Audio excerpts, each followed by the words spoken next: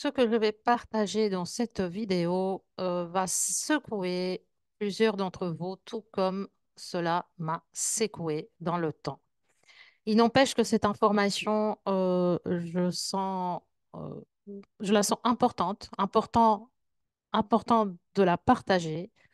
Et puis, je permets à chacun de vous de ressentir si cela vous parle ou pas. Vous la sentez bien, vous ne la sentez pas, vous la rejetez, et c'est OK.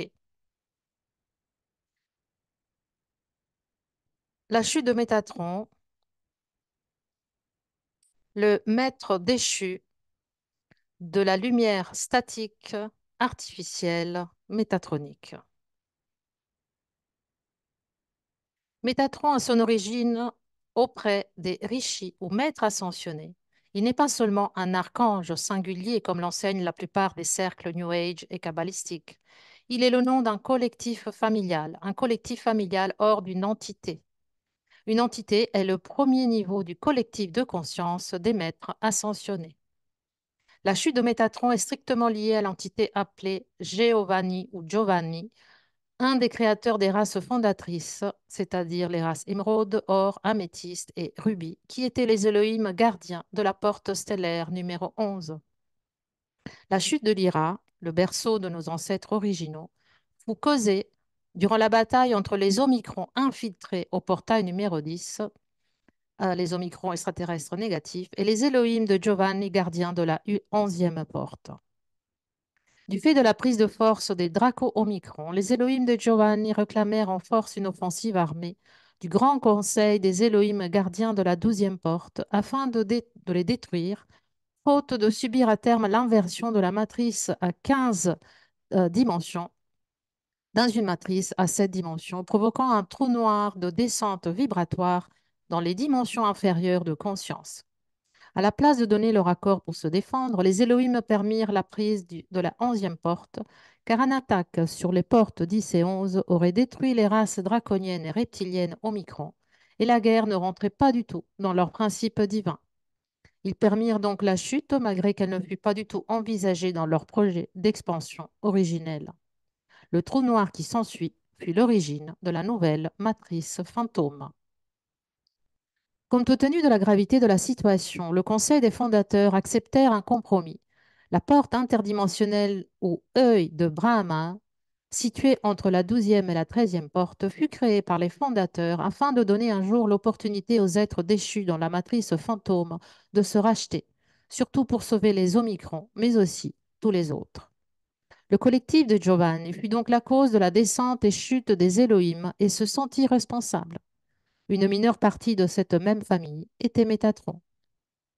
Après l'explosion de la 12e porte stellaire Aramatena, l'œil de Brahman s'activa et commença à se connecter et à retenir la matrice fantôme.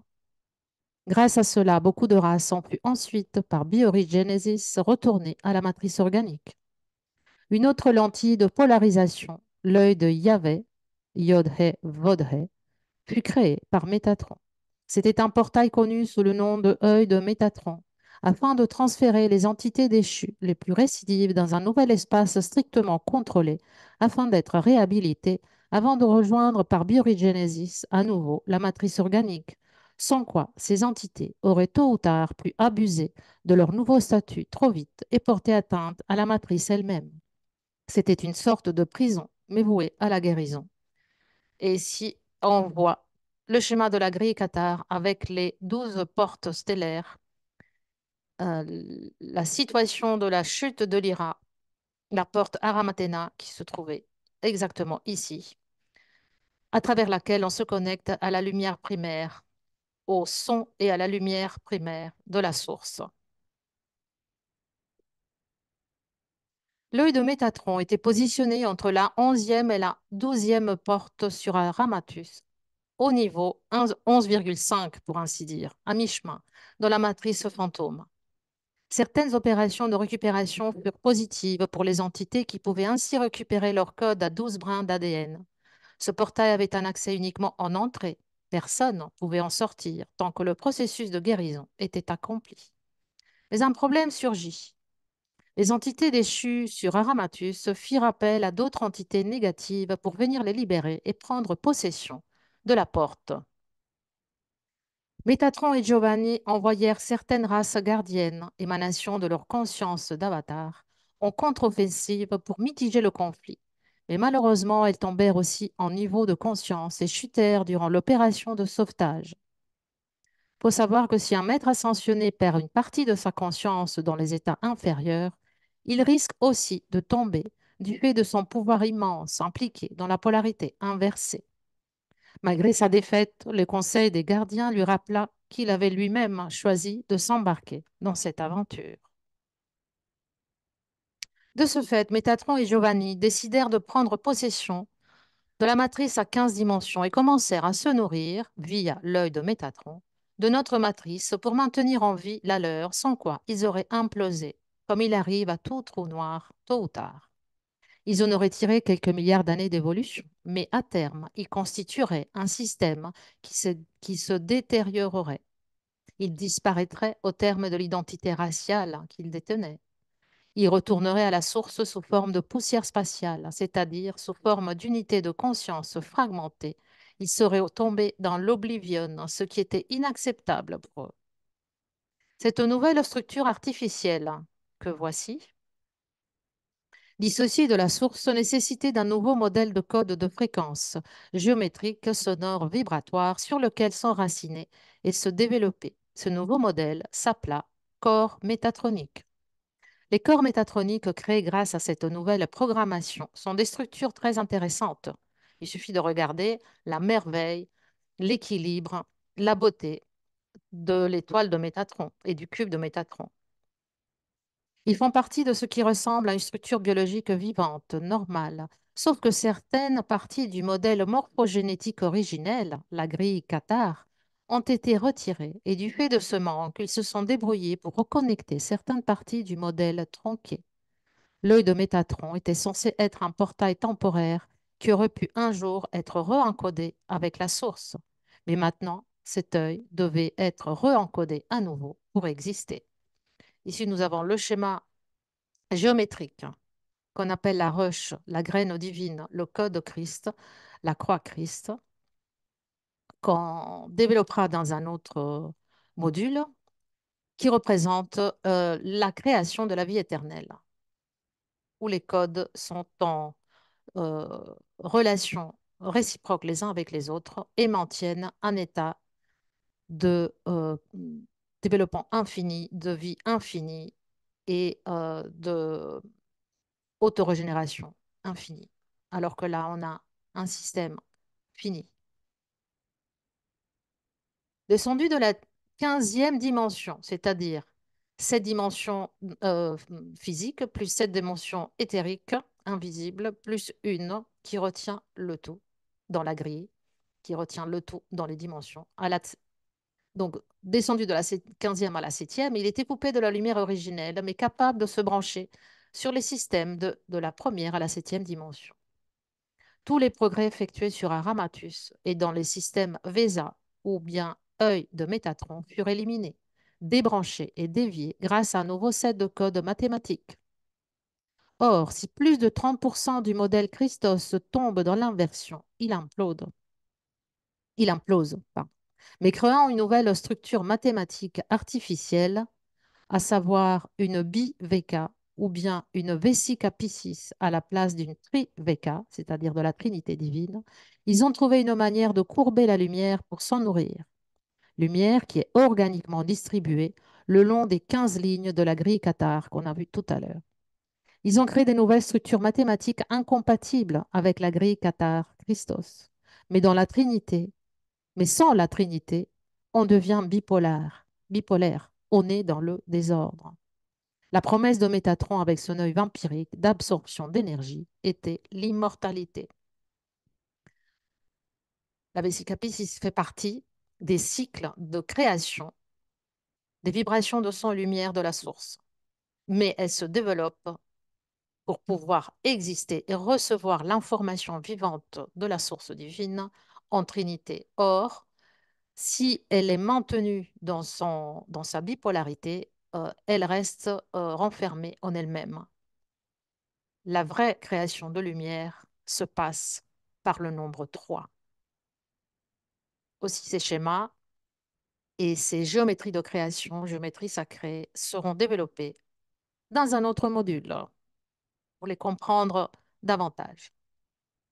Et voilà un schéma qui représente la séparation de l'ordre divin naturel euh, de la part de la matrice fantôme, l'ordre divin artificiel créé par la chute de ce maître ascensionné, Métatron et Giovanni. Donc d'un côté, on a l'ascension, les schémas de la mécanique de l'ascension naturelle et de la lumière naturelle. La grille Qatar a 12 portes, le lotus de la vie perpétuelle et l'unité, la triunité, la trinité divine dans un système ouvert. Grâce à l'information générée par la spirale de cristal contenue dans la géométrie de la Qatar, de la grille Qatar à 12 portes. D'après la chute, le nouveau schéma, les nouveaux codes mathématiques, la nouvelle géométrie sur laquelle la matière a été informée par les anges déchus, on peut dire comme ça, c'est l'ascension artificielle utilisée par la lumière artificielle dans un système à 5 dimensions artificielles. Et voici l'arbre de Séphiroth, le- l'arbre de vie métatronique à 10 portes, qui nous empêche donc l'accès à l'information divine située dans la 12e porte, euh, la fleur de vie, qui, on verra par la suite, elle en forme une géométrie de vie finie, et la polarité de la vesica Piscis, renfermée sur elle-même. Ces corps électrostatiques ont créé de plus en plus de races modifiées. Le portail de l'œil de Métatron ou Vézadek et la matrice fantôme réunis sont devenus ce qu'on appelle le collectif Antéchrist. La teneur de l'anéantissement de ces entités, pour lesquelles il était trop tard pour favoriser d'une biorégénésis, les a obligées à se nourrir d'autres formes de vie dans les matrices naturelles, car elles savaient qu'elles n'étaient plus éternelles, mais finies. Elles n'étaient plus éternelles car elles se sont, c'est vrai, séparées de la connexion qui est garante de la vie éternelle à la 12e porte de connexion avec les sphères divines. Donc, ils ont obligé à nourrir d'autres formes de vie dans les matrices naturelles, car elles savaient qu'elles n'étaient plus éternelles. Tous nos dogmes actuels dérivent de ces entités pour lesquelles l'ascension n'est pas une option. Et la vie sur Terre se gagne par la survie du plus fort. Donc là, on voit dans un schéma vraiment très très simple la reprogrammation de la matrice Vézédac, de la matrice fantôme, que à travers, grâce à la création dans trou de verre, via l'œil de Yahvé situé entre la 11e et la 12e porte, aspire l'énergie du vivant afin de se maintenir en vie dans la matrice, dans notre matrice temporelle ou grille Qatar, de laquelle on a le système solaire, la planète Terre et notre galaxie a été générée. La spirale métatronique versus la spirale de cristal. Lorsque les instructions mathématiques et géométriques précises pour le mouvement perpétuel du programme de création original, le code Christ, de la source divine sont altérées ou modifiées de quelque manière que ce soit, les capacités d'autorégénération, c'est-à-dire de vie perpétuelle éternelle, des formes manifestées, est interrompue, conduisant à la destruction de la forme matière correspondante via l'auto-annihilation des unités partiquis. Les unités partiquis, ce sont des unités prématières d'énergie consciente dont on parlera dans un prochain module. La modification de la configuration précise du cryptage du code Christ du mouvement perpétuel et de la vie éternelle rompt le lien avec l'approvisionnement en énergie infinie de la source divine. Et là, on voit comment les deux grilles, la grille Qatar qui est le modèle de création d'information vibratoire de création de la matière, le modèle sacré, le modèle originel de la source informée par l'énergie Christ, l'énergie vivante, s'applique au corps humain. Et là, on voit la différence géométrique d'application de la géométrie de la spirale de Fibonacci avec la géométrie de la spirale Christ. La spirale de Fibonacci ne fait que confirmer la séparation, nous sèvre de la séparation de l'approvisionnement de la vie éternelle par la porte numéro 12, la connexion Christ, la connexion avec la source. Elle est parfaite, la géométrie est superbe, les équilibres sont absolument époustouflants. On la retrouve dans l'architecture, on la retrouve en nature, on la retrouve dans des œuvres picturales, dans des œuvres artistiques. C'est juste magnifique, mais ça reste un système fermé, non auto-régénéré. Étant donné que le codage modifié ne peut plus recevoir d'énergie directement de la source, seul un approvisionnement limité d'énergie reste dans son propre modèle, fonctionnant comme un système de trou noir qui doit aspirer l'énergie d'autres systèmes, s'autoconsomme progressivement et a donc une durée de vie finie. C'est ce que l'on appelle communément la fleur de vie, c'est-à-dire cette sphère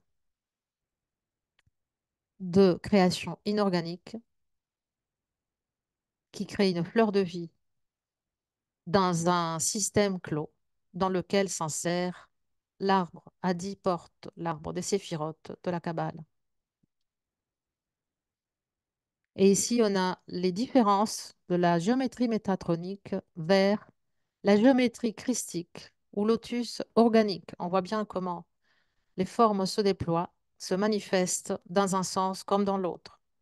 Dans le lotus organique, le déploiement et la multiplication du modèle de base de la gestalt de la grille Qatar dans ses différentes configurations et multiplications, produit une géométrie ouverte, open source, comme on appelle, contenant les 15 sphères de création divine, assurant la vie éternelle, une alimentation constante de la part de la source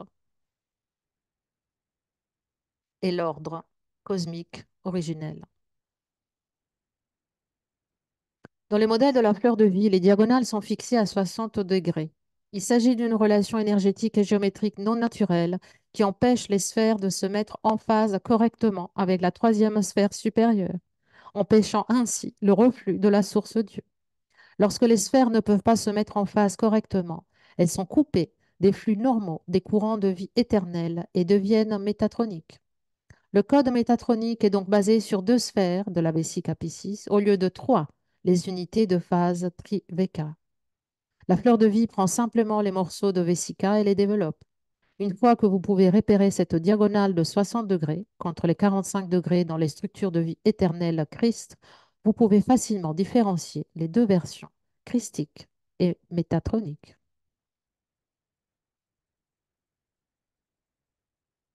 Le lotus de la vie éternelle, il est basé sur la géométrie de la séquence en spirale cristal. Il est autorégénéré, source d'alimentation perpétuelle. C'est une structure de pétales de lotus géométrique à base 12. Il est basé sur la synocratie, c'est-à-dire le partage du pouvoir créateur, et la loi de l'un, la fondation du modèle de l'humain angélique originel des fondateurs lyriens syriens de l'Alliance d'émeraude. Il est basé sur la connaissance de la vie éternelle. D'un côté, le lotus dans ses différentes expressions, le dieu Nazai, c'est-à-dire la création, l'origine de la création, l'unité, les chakras, la fleur de vie.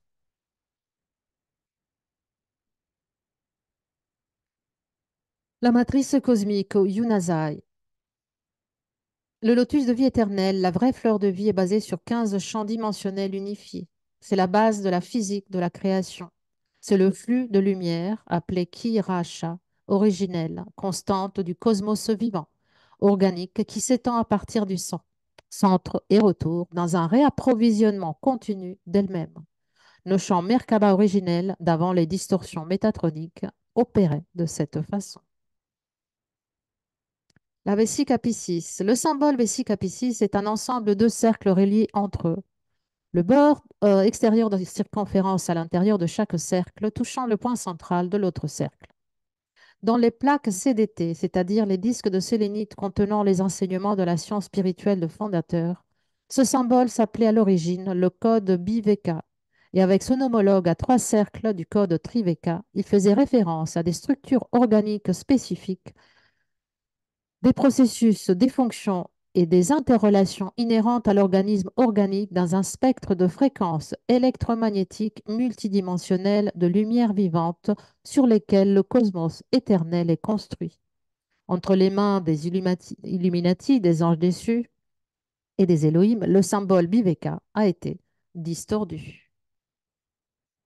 Cela a forcé un renversement des schémas de division qui ont continuellement fragmenté notre conscience dans des multiples dimensions. Cela crée également des modèles d'inversion monadique qui nous séparaient de la réunion avec notre matrice de conscience. Cette machinerie a visé l'inversion du genre, et encore elle le fait, ou la division du genre dans l'humanité, et ceci est lié aussi au programme de misère sexuelle inséré pour modifier génétiquement la race humaine. Encore une image où on voit se développer à partir du code BVK de la Vesica Piscis la trinité et la création de la première cellule du vivant basée à base 12, reliée aux 15 dimensions de conscience,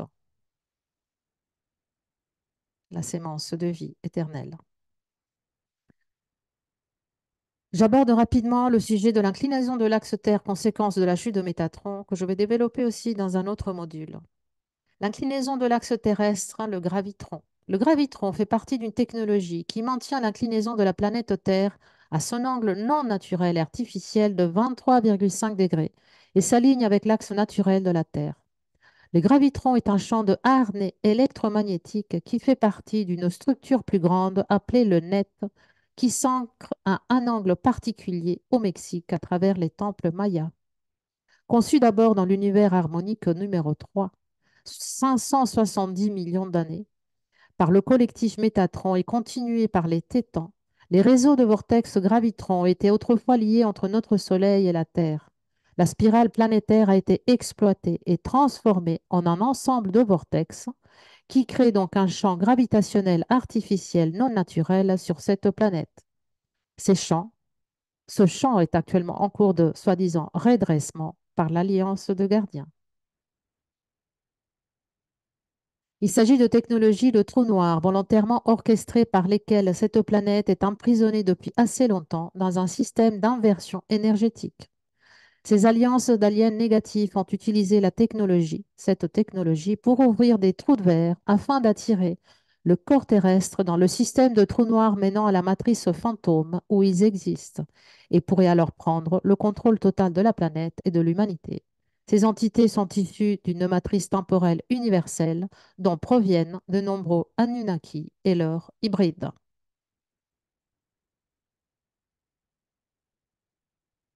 Et voilà pour terminer, juste une comparaison entre ce qui a été la manipulation par les trous de verre et le gravitron de ce système électromagnétique de reliance au vortex de la matrice fantôme et le système originel où toutes les planètes du système solaire étaient orientées au véritable nord de l'étoile polaire et où les influx et les informations de la source pouvaient refluer organiquement pour informer le système planétaire de l'évolution de conscience et vis-à-vis de son ascension. Donc c'est la structure organique Christ, ce qu'on voit ici.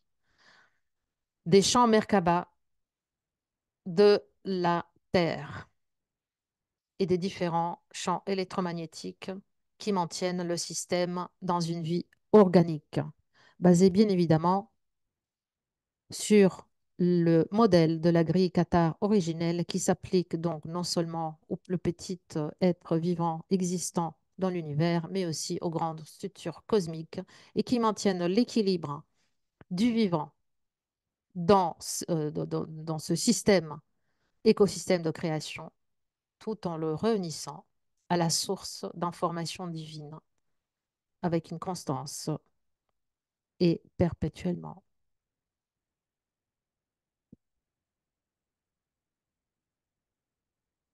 Voilà à ce que pourrait ressembler notre système naturel organique d'avant, d'avant l'inclinaison de son axe et l'intervention de Métatron. Il faut savoir qu'il existe 12 planètes dans notre système solaire et les 12 planètes auraient le même axe vertical en tant que l'axe vertical vers le nord, identique à l'axe vertical du Soleil. Les planètes intérieures, Mercure, Vénus, la Terre, Mars et Maldek, qui n'existent plus, et les planètes extérieures, Jupiter, Saturne, Uranus, Neptune, Pluton, Chiron et Nibiru.